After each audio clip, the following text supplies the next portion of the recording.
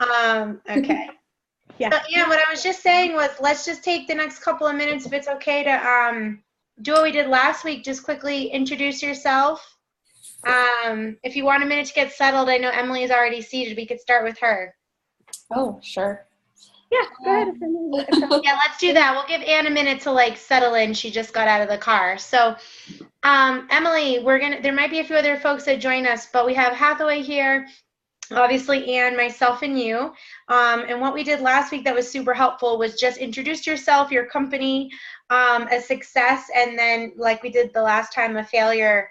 And then if there's anything really burning on your mind, we're going to be talking about mindset today, but since it's a small group, we can really go wherever we need to take it. So, Okay.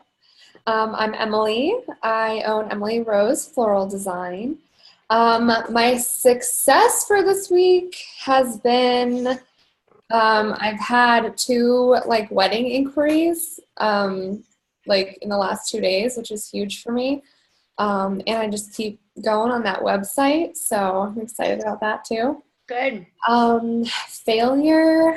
I'm still trying to, I'm still working to kind of create like a structure and organization for my day, because I'm still finding myself kind of like with ADD during the day. So, yeah, I think that's going to help. I still haven't really been able to nail that down. So, Too many cocktails in the garden. yeah, well, honestly, like all I want to do is be out there. So Yeah, it's distracting. I totally understand. Yeah. Oh, that's interesting. Yeah, I'm switching over. Okay, I'm like, how am I seeing You're all over. like, how am I seeing you in 2 different places? That's what I said. You see me switching over. Yeah. Okay. So, so you were saying, Emily, that it's like, okay, I have 8 hours in a day. How best do I use them, and how do I chip away at my goals? Yeah, and just like the organization, the Yep. timing, the even just like a dedicated space. Like right now, I'm just like sitting at my like dining room table, which is fine, but like I want to have like one of the rooms dedicated to like my workspace, and Yep. I'd love to. We have like a barn on like our property, and I'd love to like convert part of it to like a little studio / workspace, but Yeah. big project. So So if you need any help with that, that sounds fun. yeah, the decorating part, it's full of junk right now. So. Yeah. So yeah, but I've just been focusing on a lot of stuff. So I'm just trying to organize, honestly, just organize it all. And Emily, can you just give a quick 30-second background? You had said that you own Emily Rose Flows, but just that's a relatively new project, and sort of, just give her a little bit more background quickly, if you don't mind. Oh, sure. So I officially started at September of last year, part-time because I had a full-time job at a hospital as an accounts payable specialist. But I quit that job in May, and that was, I'm really starting to feel like free from it. Like the last like month and a half, it's kind of been like a transition of just like, I don't know, like not feeling like I need to be somewhere or like need to be at a meeting or I'm late or something like that. So anyways, I started it last September, and I've just kind of been networking and doing a bunch of like getting my name out there, like collaborating and things like that. So, but I do primarily like weddings and special events. And just quickly, are there the top kind of 1 to 3 goals that you're trying to get out of the mastermind, or that are just on your mind that may come up for her as well, to give some tips and tricks on? Top 3 goals. First would be to get my website done. Yep. That is my first goal. Second goal is to kind of have some nice like marketing materials to give to venues and other vendors just to promote myself. And then another one would be probably book like at least 3 or 4 more weddings for like this season. So what I love about your goals is they're tactical, and they're not like they're not squishy. Not that squishy isn't good, Yeah. but they're, yeah, that's exciting. Those are things that, chip away at. I will ask you a question. We'll come back to you to answer it, and then we'll go to Anne. Can you think of something squishy, right? So, like for me, I'm really unsure of what I want to do and how much should I charge if I do retreat consulting, and how much do I feel like I'm worth, and these kinds of things. So if there's anything around mindset or just something squishy, a skill that you're nervous about, you know what I mean by squishy, like a soft skill. Does that make sense? I mean, you said pricing. That's a huge one for me. Like, okay. Not when someone is unsure about wanting to spend as much as I charge, like not going back and saying, oh, well, I mean, we can be flexible. Like, oh, we can't be flexible. This is how much it costs. So that's definitely something that. Perfect. And if other things come up throughout this call, no problem, but that's great. I just want her to have some nuggets before we get started to be able to guide the conversation. So, and thanks for joining us. I'm so glad that you're here. Yeah, of course. Okay, Anne, it's all you. Your name, your business, you know the drill from last week, so take it away. Name, business, success, life dream, failure. Margarita, recipe, because you were having that last week. No. Yeah, last week was margarita week. Emily, I had this huge fishbowl margarita glass that I got down in San Diego in Old Town. I mean, it's massive. It's hilarious. Pick it up and you couldn't see my face.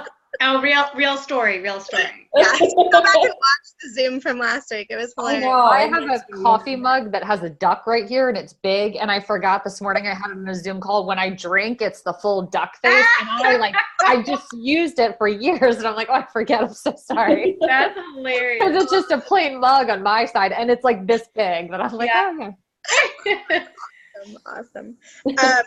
So I'm Ann Rao, and I do a lot of different things, but my main focus is I teach art of feminine presence. So I am a master teacher, a level 3 certified teacher, and I've been doing that since 2003 years now. Oh my God, it's been 3 years.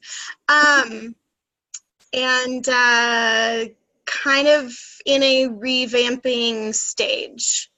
So that's kind of fun and scary and stuck all at the same time. A success. Well, I had my coaching call, so I got clear on what it is that I need to do.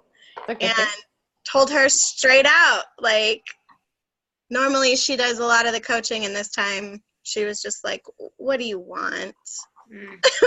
What do you want to do? Get out of your head, get out of this is what you should be doing. She said, you're at the point now where I'm going to tell you you can do this however you want to. I'm giving you permission to teach it however you want. And she's the creator of the AFP work. So nice. That was very cool. Failure. It's still procrastination and distractions. You're procrastinating on being procrastinating. Yeah, right? No, I'm still procrastinating on stuff. There's some things I need to get done for the new social media client I just picked up last Friday, and I haven't gotten to it because I allowed myself to be distracted with my goals of wanting to make a certain amount every week from doing this delivery driving on the side until I can get everything else going. So I've got to be better about that, and I know how to do that. I just have to actually do it. It's right. That squirrel syndrome. And yeah, so hard goals would be that my schedule needs to be done, like calendared. When I say schedule, I always mean calendaring. That needs to be fleshed out and done by Sunday for next week, or I'm not going to get done what I need to get done. And I've got to take the 15 things she told me to do over the next week and a half and put that on the calendar by Sunday as well. So great. Yeah, a lot of people the two of you just said pretty much the exact same thing, and I think that there's a lot of other folks in the mastermind who are struggling with prioritization or how to get it all done, or the stress of feeling like we need everything to happen at once and that kind of thing. So Hathaway, if you wouldn't mind introducing yourself and your background and what you're here to talk about, but then maybe any nuggets that came out of that, that would be great. Perfect. Well, thank you guys for having me here today. My name is Hathaway. I am a mindset and business strategy coach. I work primarily with women entrepreneurs, and we address everything from beginning stage business to taking your business to the next level. And really, I am a firm believer in, mindset's the key to all of it. So what we believe truly affects every aspect of our business. So I have an extensive background in the hospitality industry, which is really where the business development came in, and then have a background also in health and wellness. And I'm not, Sarah, I forgive me for forgetting. I'm not even sure exactly how we initially connected. I think it was I can't remember that. Yeah, I think it was a group on Facebook, I believe. Yeah. But we had a great call, and and I'm thrilled to be here. So I would love if, and Sarah, stop me to just jump right in and kind of address things that both of you spoke about, because the first thing that came to mind absolutely. Both is what we tend to do is having our own businesses provides us flexibility, but we have to give it structure. And it's almost when we talk about, I don't have time or I procrastinate or any of those things, we wouldn't do those things if we had a boss and we were sitting in that office environment. So a really good way to implement best practices is block scheduling. And it takes a second, and what I tell people when they're initially starting is pick 3 days a week so it doesn't seem so regimented.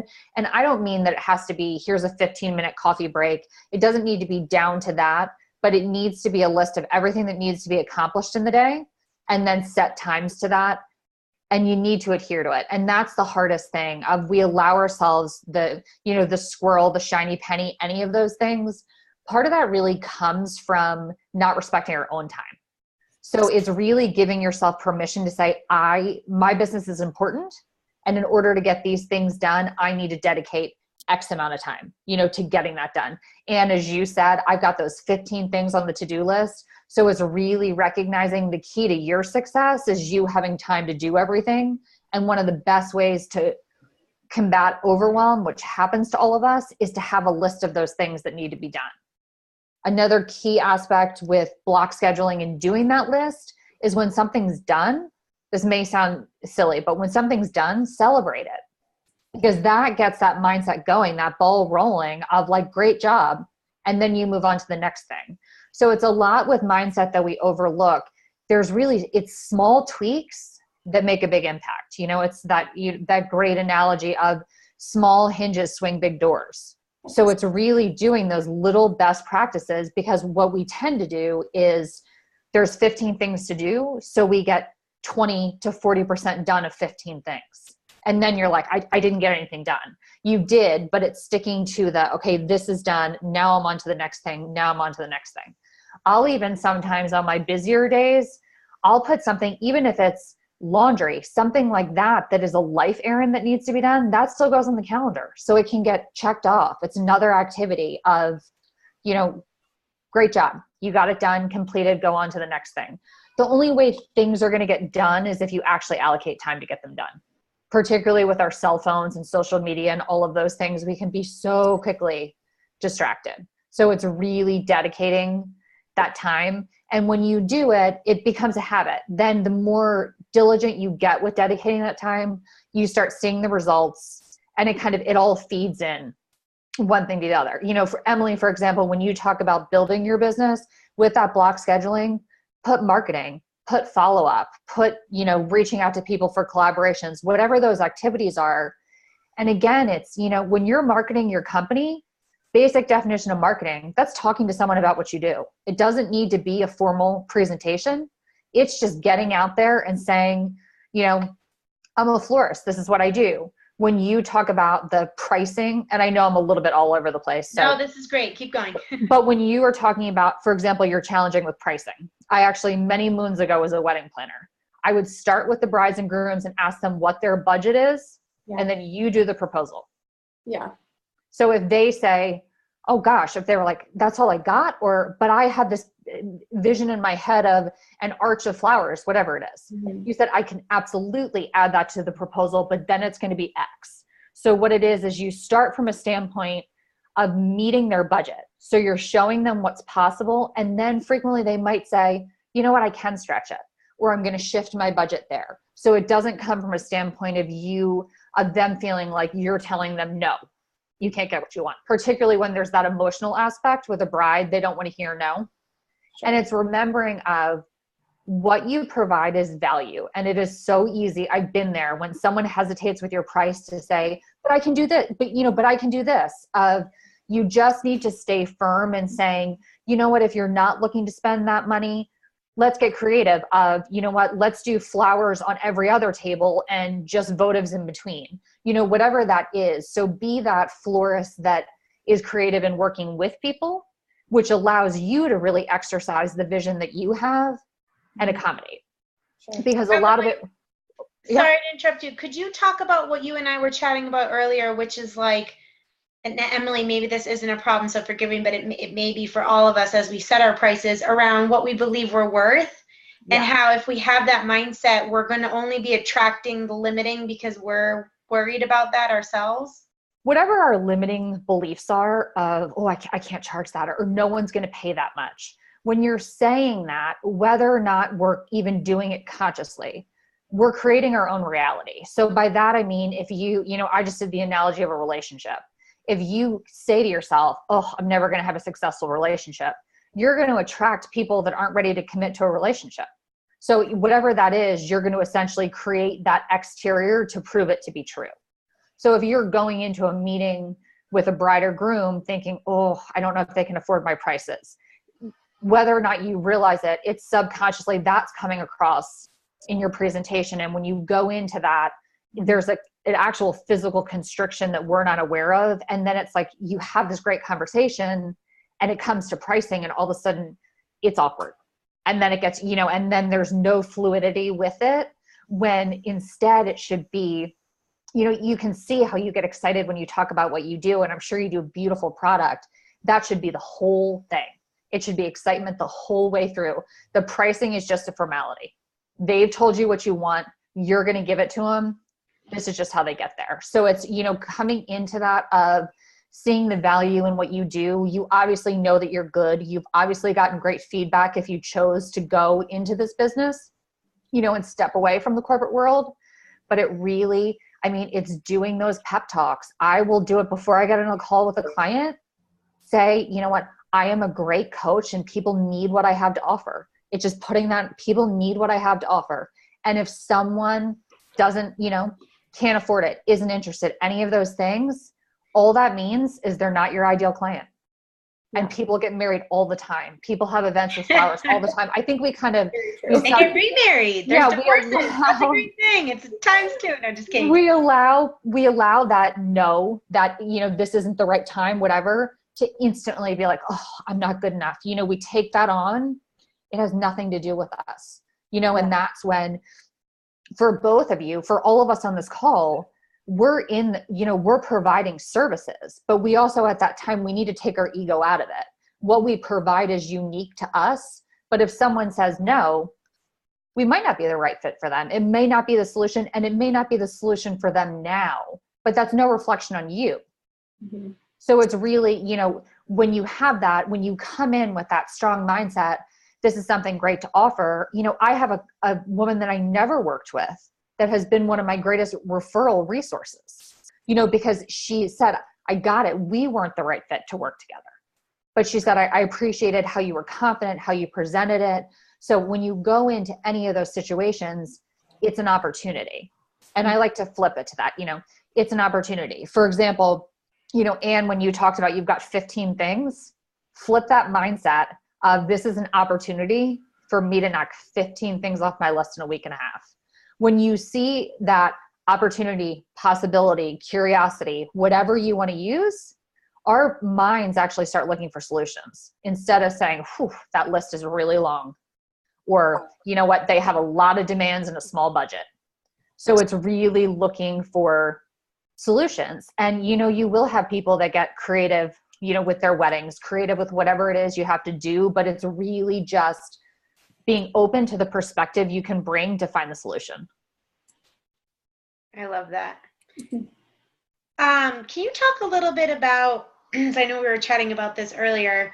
I was fascinated by understanding that I think some things I just thought were universal truths, and then I realized that it was my truth, and it was based upon stories that I told myself again and again and again around the type of life I thought I could have, who I was attracting in my life. And we were talking about this book, you know, a fixed mindset versus limited mindset. I was trying to remember what that was last week on the call. And it's been life-changing to me because, and it, you know, some people say, well, it's positive versus negative energy. But I really do believe in manifestation and all of that. And so maybe how can we use some of those tools to address or start to identify that maybe that isn't a truth, that's just our truth, and changing our story will change our lives, kind of thing.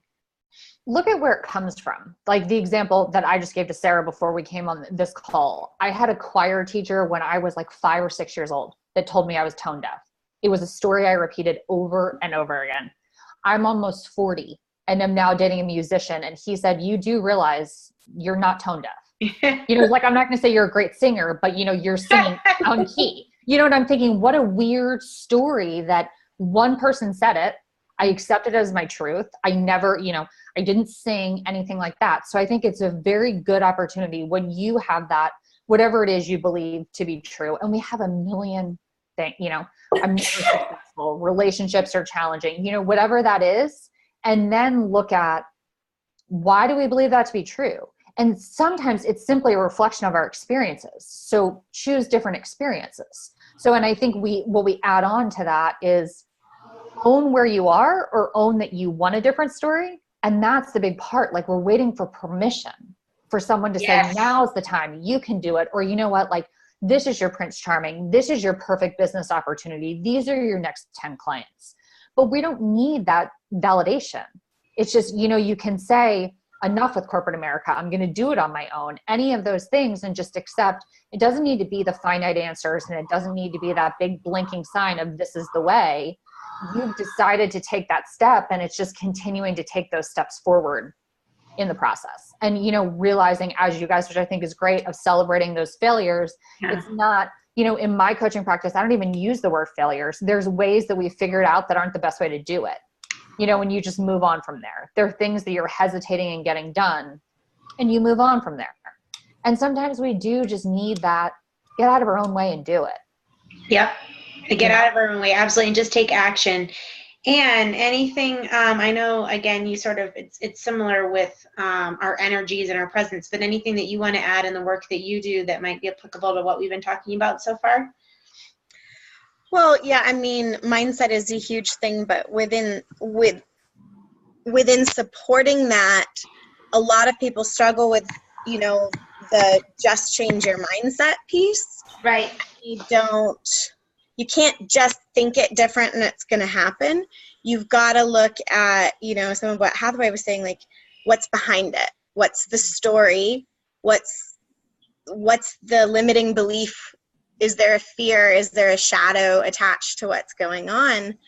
And a lot of that you can do on your own, but lots of times you can't. You really have to be witnessed by others in order to open up that awareness around, oh, maybe this is the piece of my story I haven't been getting all these years. And then it opens you up to, okay, I have been thinking that for so long that you're completely blind to it. Like the tone deaf thing, right? Yeah, right. I mean, it's just a basic example though, that we can all relate to. Like, it simply was false, but I took it as a fact and ran with it. Yeah. So, I mean, mindset is huge. But in the work I teach, we don't go with just mindset. We have to look, you have to do the inner work and go deeper and allow yourself to be vulnerable and witnessed by others in some cases to help you get to that next level. So that's why group work like this is really powerful and important. You can't do it all by yourself. You need a coach, you need a group, you need support. If we could all do it by ourselves, we would have done it, right? Yeah. It's a different perspective, and it's like, Emily, for you, for example, I would think about when you talk about your website and marketing, there could be some hesitation there of you putting yourself out there, going all in, and sometimes we wait I want the website to be perfect. I want it to be this. Your website could just start out as a contact landing page. Yeah. Your marketing material could be, Wix is the site that I used for my website. You could just get some high resolution pictures, on your business card of some of the work you've done. And it really, we've all been there of, oh gosh, am I ready? I don't know if I'm ready. You're doing it. So it's interesting. It's like the hardest part, you're doing it, you're booking the wedding. So it's just stepping out there more, because the more you step out there, the more weddings you're going to book. Sure. I definitely have this feeling of like needing to be at a certain level already. And it's just, I don't know, maybe it's just like comparing myself to other designers in the area and like how much beautiful content they have. Like, but sometimes it's like self-limiting, like, oh, I don't have that specific thing to put on my website. So like, I need to wait until I have that. But I have a bunch of great stuff, and it's just like getting over that, and then having, and it takes time, like being a designer. It's, I don't consider myself a perfectionist, but I also feel like I want it to look good. Like I want it to look like I know what I'm doing. So. And remember too, though, with all of us being perfectionists, you have an eye that most people probably aren't going to see with that. So what you see as being off or not quite perfect for that that bride, that, whoever has ordered those flowers, they're going to be beautiful. We kind of get caught up, particularly when we have that artistic creative side of, we can be our own worst critic and enemy and all of those things. And at times it really is, it's just stepping forward with that. And I know it's easier said than done. And exactly as Anne said, you can't just flip a switch with any of this, but the comparison game, it is a self-inflicting, like it does you no good, particularly in the fact that, brides are so different. So there's a florist, a photographer, all of those things for every bride. They have different things that they're looking for and all of those. And if you're doing it, it's consistently stepping forward, and acknowledging that you're doing it. You can't wait. Your ideal client is not going to come knock on your door. We have to put yourself out there so people know that you're out there. And I always like to shift it from that service standpoint. People need you, both of you. People need what you have to offer. And sometimes that's a good way to take that ego out is, people need what I have to offer. I just want to pause on a few things and ask for further chat. So the comparison thing, I think we all do that. And I know that we know not to, but we're still doing it. So that's an interesting one to maybe talk about a little bit further. Sorry, there's like a loud dirt bike going by. And I think my microphone is picking up on like birds or something too. I don't know, because it keeps like lighting up like I'm talking, but I'm not. It's like, or am I? And I've had too much tequila. I'm not sure, but so I want to highlight that a little bit more. But also, Emily, just to say, and Hathaway, I know you'll be able to talk about this, like there are a lot of florists, just like there are a lot of retreat planners in this town. Oh my God. And coaches. I mean, good Lord. But we're all different, and you have a unique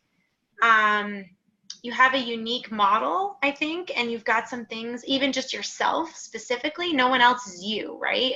But there are some things that you're doing that there aren't that many florists that have a huge garden in their backyard, and this and that. And so, and the other thing we mentioned from the last call is about target market and unique value proposition. So the more you're able to identify exactly who, and Hathaway said it, is your ideal client, the better you'll feel about all those other people, because they're all going after people who maybe aren't your ideal client. And once you get just one of them, birds of a feather, right? So then they're going to know other people just like them that want this certain experience. And so the more you can clarify that and put that out into the world and think about what makes you unique, I'm not going to say it's easy to forget all the other beautiful websites and beautiful content. I mean, don't get me wrong, even I am following pretty flowers just because they're pretty, so it's on my Instagram. But I would go to you specifically. So in your marketing, it's highlighting you and your ideal client so that they're being sucked in and wanting that. Way more important, I think, than just a bunch of beautiful bouquets that you're doing. Hathaway, I don't know if there's any, or Anne. No, and I think people want, your story is important because even though, yes, you have a service-based product, they get those flowers, they're coming from you and there's a unique story behind it. A great exercise that I will do with some of my clients when it comes to your ideal clients and really getting clarity on that is you write a letter, and you think about when you write a letter, if you pull out a piece of paper and I say, okay, we're going to write a letter, your first question is, who am I writing a letter to? Because if you're writing the letter to your former boss or your great aunt, it's going to be a completely different way. You might even address the letter. And then what am I writing the letter about? And all of those things, all of those are key questions. So if you're writing, looking for another job, you're going to use much more formal language than if you're writing to your great aunt and you're looking for her famous pie recipe. And it's very interesting when we really get clear of this is what my ideal client looks like. And you could actually do the visual of this is what their wedding looks like. This is where they're getting married. And that doesn't, we sometimes feel like if we narrow down our ideal clients really tightly, it doesn't mean that you won't attract people that don't fit that mold and you can't work with them. It just means that you have a really clear vision. So when you're marketing, when you're doing, when you're going out to meet people, you're talking to them. You can see it in your head. So they're getting married, and I'm just using this as an example. They're outside in a field and you talk about this amazing arch that you built, whatever it is. And they're thinking, shoot, that's exactly what I envisioned. You essentially want them to be like, shoot, they're in my head. And it's the same thing for Anne. You're using the word to the clients like, I am struggling with that. That is exactly some of those things, as she talked about, I need someone to help me through this process. So it's really interesting when you're able to get that clear vision, you're specific with your words. And I use the term effortless a lot, and I want to distinguish, effortless doesn't mean easy. To me, effortless means it comes naturally. So it flows. You get in your groove, and both of you are in businesses, but particularly in florals. Once you get a few weddings, it's referrals upon referrals. And then you build rapport with photographers, and all of those things. So it's like your ideal clients are friends with your ideal clients. And it kind of is that whole thing that builds from there. But it's determining what your niche is, and all of that is something that almost every business struggles with. And they resist of like, but I don't want to limit it. That doesn't mean you won't do an amazing wedding. And then the mother or the bride says, you know what, I have a corporate function 2 weeks from now. Can you do that? Absolutely, I can do that. If you have a garden, shoot, make that story. Have them do a walkthrough and look at flowers. You know what I mean? Like there's amazing, like you could partner with a bakery and do like their cake tasting. There's so many exciting things. Part of being a bride is it's them. It's, it's all about them. So it's really make that unique experience. It's the same thing. And what you do is so specific, and it's something that people need, yet women don't know they need it. It's like, it's so fun. With the best of intentions, we're so lost in what our full potential is, and it's like, oh shoot. But when you use those right terms, when you put yourself out there, it's like, yep, I can see that, and that's what I always say with my clients. It's like, I'm not here to tell you what to do. I'm here to help you see the possibility, because there's possibilities for all of us. I mean, there are people with a heck of a lot less than any of us on these calls that have built tremendous businesses, but they believed in it and they went for it. So that's really being open to the possibilities and allowing it to be stepping stones to try new things and not be overwhelmed and think, oh shoot, but what if, what do I do? If there's 7 options, what do I do? Just pick one. And not every bride's going to be your bride. Not every client's going to be your client. But then, you go on to the next.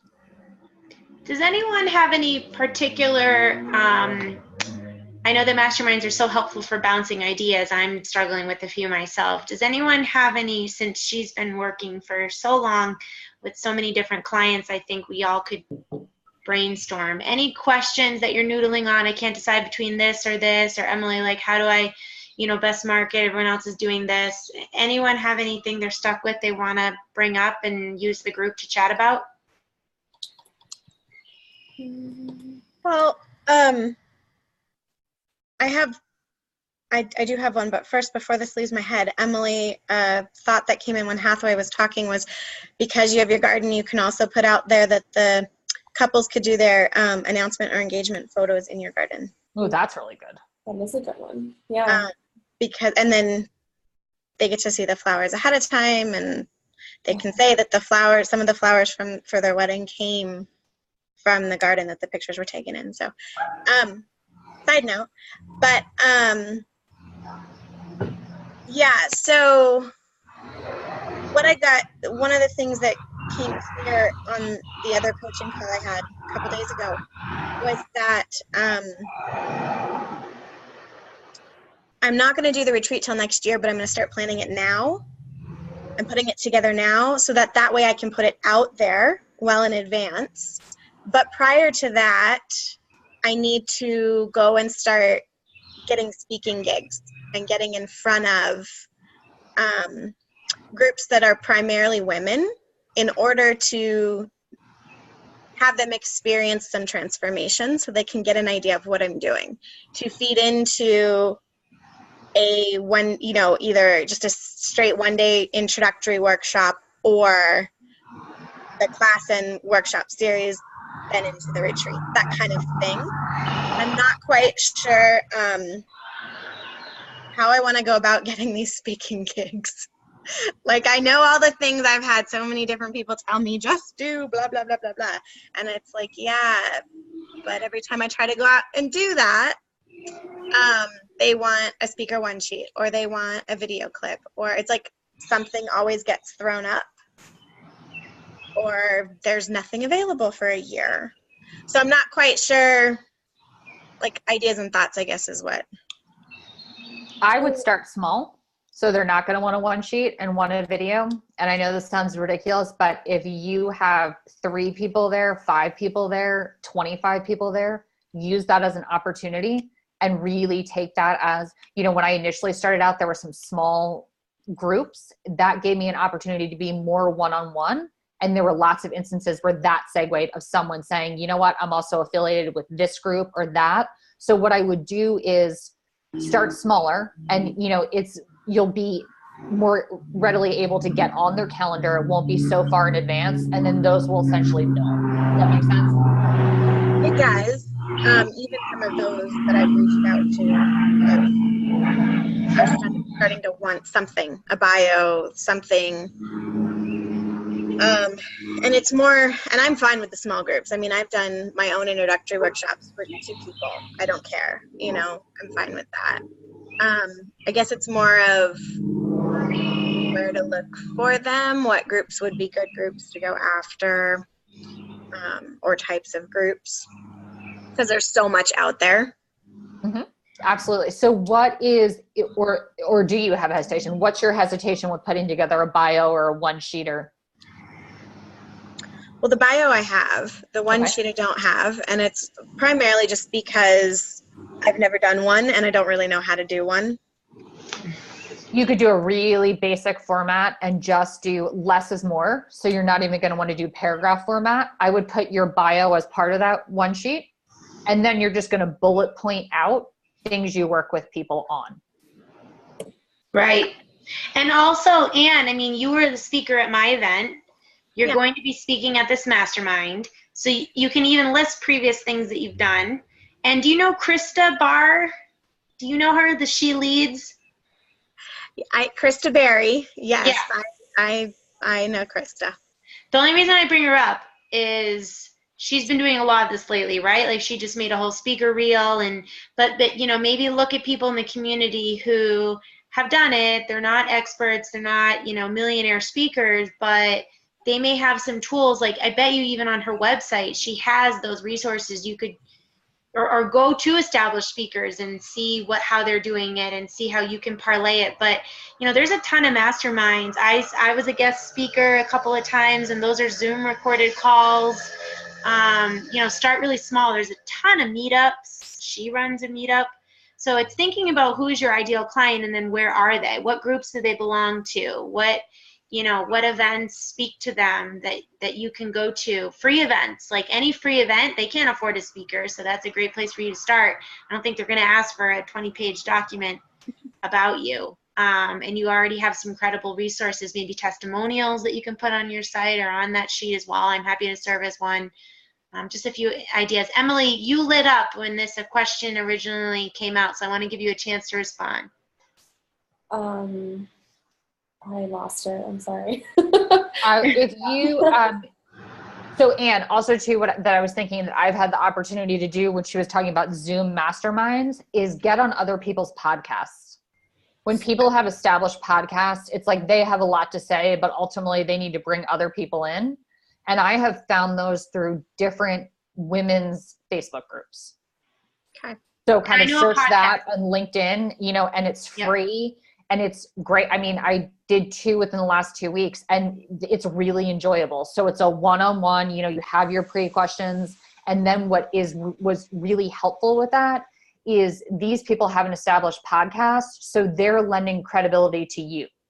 Right. And then you're cross-promoting each other as you come. So that's really easy. And when you get in some of those groups, you'll actually see people say, I have a podcast, I'm looking for speakers, and you can kind of reach out and say, this is what I speak on. But you can use LinkedIn or Facebook, but that is a really easy way to do it because it works with your schedule. You can work around it. And we pre-record, typically all the calls are pre-recorded and then done whenever they want to release them. But that's a good way to do it. And then you're automatically in front of whoever their audience is. Okay. I would also, what you do is so interesting. I would reach out to colleges and universities and things like that. That's a great opportunity to get some engagement. It would always and I've been where you are, where it's like, oh, I wish the speaker, like I don't have a hesitation with speaking, but I know sometimes getting them booked is, not a fun process. I would just be really open to what that can look like. So the podcast, the masterminds, all of those things, because I think the more open you are, then you really do start to see, gosh, there's more opportunity. And just again, when it comes to marketing, when you meet someone and tell them what you do, say, if there's ever an opportunity with any of your organizations for me to speak, I would love to do it. Okay. Cool. Emily, anything that you've been noodling on that you want some feedback on that we maybe can brainstorm with you? No,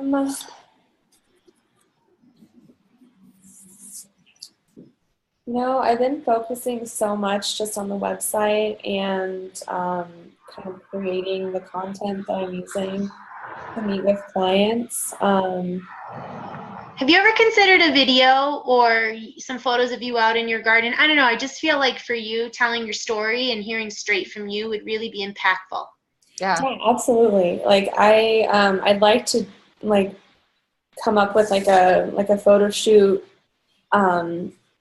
where I get to literally stand out there and have photos and have pictures, because the About Me page is one I'm working on, and I've actually gotten Ben to agree to write it for me, so then him and I can go over it together. But and honestly just doing a lot of research on what I like about other people's and how I can make it my own and make myself a little bit. And remember, that's an evolving thing. No one's website ever stays the same. As you see other things that inspire you, can always update it. Uh-huh. Another thing also to say is, I think someone said it, was it Melissa? It was the first meeting where they were like, you're about me. We get so stressed out. Oh, X years of experience, blah, blah, blah. No, what are your values, right? Like when we're doing some of these things, there might be other ways to describe yourself and what you believe in, and when you're lit up, right? Like, what are my passions? Those things. It's not like, the year of Emily, right? Like there's other ways of approaching it that are really authentic. And, I want to tell you a story about the first time that I ever was moved by a flower. This happened, or it's not just about something pretty. It's about, how it's connected. I've heard you talk. I've heard you say these stories. If I read a story from you, that would make me want to be your client more than what you know or what you've done before, or so I don't know, just a few ideas of how to get creative in that section. Mm-hmm. they're tying into, with both of you, this applies, experience, transformation, solution. So when you're looking at that, everyone knows what a florist does, and you're obviously a little bit more unique with what you do. If you just say your title, people are going to need a little bit of further description. But with all that too, people essentially, what is that going to do for me? That's really the question that people have in their heads. What is that going to do for me? So you've got to speak to their, to whatever their problem is, to whatever their challenge is. There's a lot of brides out there that have thought about their flowers in their head their whole life. Mm-hmm. So it's really tying into you making their dream become a reality. You could do business cards and print. I have business cards that have a picture of me on the back. You could put a picture of your garden and do something cute like meet me in the garden. Something that makes it, stand out and be a little bit unique, because that is what people are buying into. There's a lot of a lot of florists that you're going to sit down and they're going to hand you a big binder that you can flip through and say, I want this bouquet or I want that bouquet. Make your website creative. Flowers have meaning. People would find that fun. People may choose of like, I'm going to change the flowers that I might want now because I know this signifies this and this signifies that.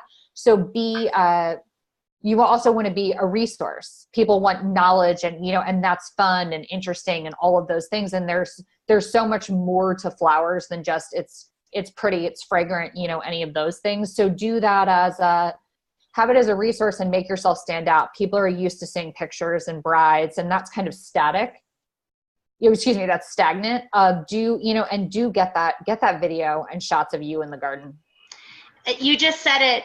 We're like literally on the same wavelength, because I was thinking, Emily, you could do little, I don't know what frequency, but it's like, on a tight budget, like purchase flowers that are in season, or don't, whatever, you know what I mean, like versus having to fly flowers in from Holland because that's the one you're obsessed with, but it's December and it just doesn't grow. So if you could provide those little tips, that educational piece, that's another way to curate content versus just pretty flowers all the time. And that would keep people engaged as well. And the other thing I want to say about marketing, and I'm trying to apply this myself, is people don't buy the solution, they buy a feeling.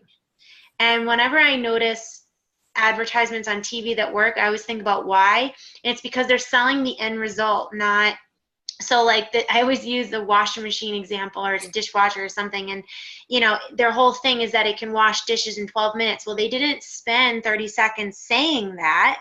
What they did in those 30 seconds was show what 12 minutes of life could be. So they showed the parents playing with their kids. They showed a pedicure. And they were like, I can give you 12 minutes of your life back, right? And it was like, wow. So whenever I see an ad, and maybe you guys, we all start to do that, it's like, why did that resonate with me? And they had nothing to do with the washing machine. It was what I'm going to gain with that. So especially Art of Feminine Presence, like a lot of people, like I had no idea what that was until I met Paulette and she spoke about it. But if you were to come to me and mention some of my difficulties, I would realize real fast it was because I was, too masculine or not in touch with my feminine side. I just never knew what it was and didn't realize it was a problem. So just a few. And you could bullet point stuff in a sense of like, this is for you, or I'm for you if, and then point the struggle or the challenge. So they're like, oh, shoot, and exactly, as Sarah just said, it's illuminating the problem without saying this is the problem. Right. Because lots of times we don't even know. We've told ourselves this story for so long, we don't even know. And when it comes to florists or anything wedding, I would absolutely be a resource and offer solutions. I did a wedding years ago. They were on a budget. The groom was a chef, and to save money with the flowers, we incorporated vegetables into the bouquets. It was awesome. But, it was a way to balance. We wanted big bouquets. Okay, great. Let's put broccoli and cauliflower, and all of those things in there. So that gets people excited, because I know there were some florists that I worked with that did beautiful product, but it was like, I joked, they were like the snooty florist, you know, that you felt like everything needed, you know, that's like, okay. And I joked that I said, I like, who is going to break it to her that the bride doesn't want any roses? You know, something like, it was so traditional that I'm like, okay, the bride does not want roses, you know, all those things, but bring that, that we know with all of it, like that fun energy. It's that exactly. It's the experience. It's someone wanting, like your flowers have an energy when they're coming from you, and you have an energy when you're speaking. It's something that draws people to you. We all have it. We just have gotten really good, particularly as women, of like stifling it. Yeah. You know, like hold back your emotion, you know, be quiet and proper, you know, and all of those stories. So it's really, and I know it's easier said than done. And I pep talk myself a lot with it too, of at some point you just go for it. And it doesn't need to be this big dramatic, like I'm all in, you know, I'm taking all my savings out and investing in that. Go for it just means you get up every day and you take steps to better your business. Like every day you reach out to someone in some form of marketing. That doesn't mean every day I'm cold calling or prospecting or whatever that is, or speaking. That's not realistic. Every day you're emailing, you're following up, you're doing some proactive step. You're introducing yourself to someone. I mean, I think about the fact I'm a big fitness person. I will have women that I know that I've worked out at the same gym for years. We know each other on a surface level. One of them was talking, and she said, I had no idea what she did, you know, and ended up referring someone to me that we just kind of assume when we go about our daily routine. It's like, stop for a second and realize I had a coach years ago that referred to it as the low hanging fruit. Who are the people that you know? You know, the people that you know, the people that you used to work with, we all inherently want to help each other. Reach out to those people and say, guess what I'm doing now? You know, Emily, with you, if you have it, which would be fun with people, you could deliver or send, you know, small flower arrangements. It could just be a small thing kind of announcing, this is where I am now. Hathaway, I'm just going to stop you because I'm really friggin' creeped out because I literally, I have the heebie-jeebies right now. I literally. It sounds like the heebie-jeebies are coming through your computer. Yeah, like I'm going to swear like on my grandmother's life. Like I literally was just about to say to Emily, you should flower bomb people. No, and my friend did this with his pizza shop, and now he's a multimillionaire. Yeah. He would pick company, because think about it, companies, they work late, they order pizza, right? So like he knew who the finance companies were and everything, and they would pizza bomb. They would just show up to a random company that they saw the lights on and deliver like 5 pizzas. And I think about, you know, hospital or fireplace, you know, house or where a friend or someone, you know, arts and imagination, like it's a Friday, like here's a pretty little bouquet and a little nice, you know, note or a little tip, like, but how do I give it? That was like literally I love it, but it's a little creepy. So. We used to do something like that for the chiropractor, 2 of the chiropractors I worked for. But because they can't they can't bomb people with chiropractic services. Right, yeah. That would be interesting. Every week we picked a different local business and we reached out to them and we said, this is every week, this is what we do. We've picked you.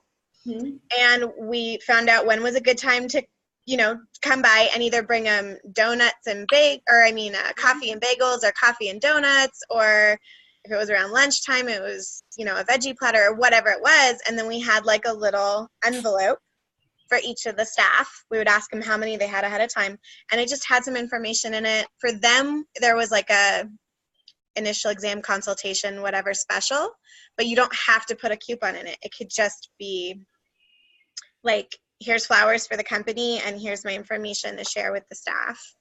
And I wanted to do that, so if you're interested at all in that, Emily, maybe we can collaborate. And, you know, because I realize flowers aren't free, and I'm not suggesting that it's a, you know, get you a bouquet, but maybe there's a way we could work together, because that was what I wanted to start to do to get people to know about me. Was I want to give something of myself to each different business, to think of a creative way. Maybe that can include a pretty little 1 peony or something, you know, in addition. Well, and Emily too, with that is I would imagine I know here in Nashville, we have a ton of local publications and lots of them are looking for articles and stories. So if you could somehow pair with a photographer, just hearing that you have your garden, I'm like, that's a really good story. And I've done that. Like I just reached out. It's a women's running site and I have, been following them and they just asked me to contribute an article about mindset. Again, that's, love writing that article. And that's just, it's a completely different audience that you're getting yourself in front of. Mm-hmm. So we have the opportunity with social media and all of these things to get really creative. And at times it can be overwhelming, but our ideal clients can be all around. We just have to be willing to put ourselves out there.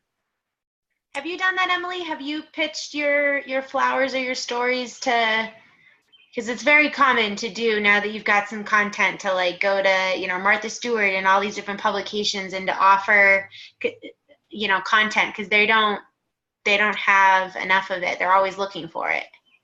Well, there's, as far as like the wedding scene goes, there's a bunch of publications, like even wedding magazines like Rocky Mountain Bride, and right. It's almost like the styled shoots and things that I've done. Usually we can submit to those for exposure there. But I like the idea of having maybe some of the, I'm trying to think, like maybe like Scene or some of just like the free ones that are around that people could pick up. But yeah, I think that's a good idea. And there's what's something that you could share too of something out of the box, and it could be, better than me, but an elaborate wreath, something, or that's like a traditional flower in a non-traditional presentation, something that makes it, flowers are so pretty, but there are sometimes that you see that arrangement that just kind of stops you in your tracks, whether it's scale or where it's located or anything like that. And you could even incorporate that in your garden and then get it. There's a fun thing that I've kind of been playing around with called floral tattoos, and they're actually adhered to the body, but it's like live flowers. So maybe that could be kind of something different because no one is doing that around here. Yeah, I've never seen that, and that was beautiful what you did. That's a great idea. Yeah. The only issue is right now, the only photographer that I've like paired up with to do that is a boudoir photographer. Yeah. So, that's not that, but for like mass production of like sharing with a bunch of different magazines, that's kind of like a more specialized audience. So, well, I know a shit ton of photographers, and Nicole's a photographer in the group too. So don't worry about that. We can find you that resource. My initial application with that is to pair with someone that does makeup and hair. Yeah. And you could do that for weddings, that's somewhere, that's applicable. It's just, it really, and will tell you guys, when I first started my business, I was definitely there. When you make the conscious decision to see possibilities and believe that there's opportunities, it really, again, it's not like you flip a switch. You start attracting different people, and all of a sudden you're, as I said, I'm like, I don't even quite know how Sarah and I initially connected, but you come across that person, you see that opportunity for the podcast, and it just kind of, the ball gets rolling from there. So it's really just that we all do this, and the majority of us have the luxury to work from home, and the nature of it's getting out of your living room, it's getting away from the kitchen table every once in a while, and really just being out there. Because that's important. That's important for our self-confidence and self-esteem, but it's also, people want to actually see the face. Sure. See behind it. Well, we're at 7:00. So, Anne, is there anything pressing on your mind? I want to be respectful of everybody's time.